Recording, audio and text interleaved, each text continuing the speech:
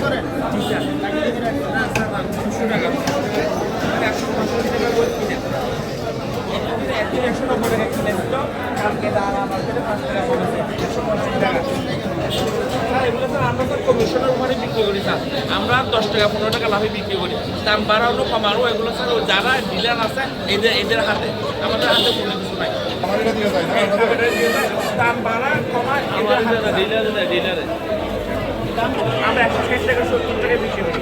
দাম ডিলারে 190 টাকা কিনে আমরা 200 টাকা বিক্রি করি। 200 টাকা বিক্রি করে 110 টাকা লাভ। দোকান ভাড়া বড় বড় এগুলো স্যার আছে।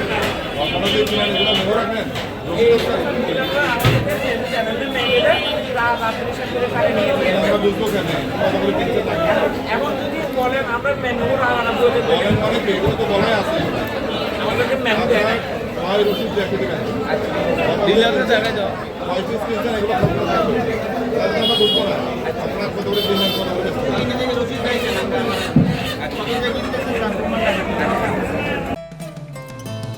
বসুন্ধরা টিস্যু, অশুদ্ধতার বিরুদ্ধে এক বিন্দুও ছাড় নয়। আমরা আমাদের বাজার মনিটরিং কার্যক্রমের প্রতিনিয়ত কার্যক্রমের অংশ হিসেবে আমরা এই রমজান উপলক্ষেও বাজার মনিটরিং কার্যক্রম অব্যাহত রয়েছে। আমরা দেখছি নিত্যপণ্যের দামের কোনো ঊর্ধ্বগতি হচ্ছে কিনা, এবং তাদের যে ক্রয় মূল্য এবং বিক্রয় মূল্যে কোনো অসামঞ্জস্যতা আছে কিনা, পাশাপাশি মূল্য তালিকা প্রদর্শন করছে কিনা, ভোক্তারা কোনোভাবেই প্রতারিত হচ্ছেন কিনা, আমরা সেই বিষয়টিও লক্ষ্য রাখছি। সেই বাজার মনিটরিং অংশ হিসেবে আজকেও আমাদের কার্যক্রম পরিচালিত হয়েছে। আমি এখানে প্রায় অধিকাংশ দোকানে পর্যবেক্ষণ করেছি। আমাদের কাছে দুটি দোকানের মূল্য তালিকা অসামঞ্জস্য মনে হয়েছে। আমরা তাদেরকে ভোক্তা অধিকার সংরক্ষণ আইনের 38 ধারা অনুসারে জরিমানা করা হয়েছে মোবাইল কোর্টের আওতায়।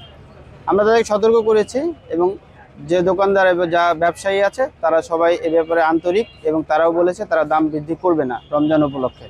সবাইকে ধন্যবাদ। স্যার কত টাকা জরিমানা? এটা তো আইন অনুসারে করেছি। আমি তাদের সতর্কতামূলকভাবে দুটি মামলায় 1000 টাকা করে জরিমানা করেছি। বাজার মূল্য স্বাভাবিক মনে হয়েছে, কোনো রমজান উপলক্ষে অতিরিক্ত বৃদ্ধি মনে হয়নি, এবং তাদের ক্রয় মূল্য বিক্রয় মূল্যের সাথে সামঞ্জস্যতা রয়েছে। আমরা যাদেরকে পেয়েছি একটু বেশি করতে চাই তাদেরকে আমরা সতর্ক করেছি যেন কোনো ক্রমেই রমজান উপলক্ষে দাম বৃদ্ধি না করে। অব্যাহত থাকবে আমাদের এটি প্রতিনিয়ত কার্যক্রম। রমজান উপলক্ষে আমরা বেশি তৎপর হয়েছি, এবং এই কার্যক্রম অব্যাহত থাকবে।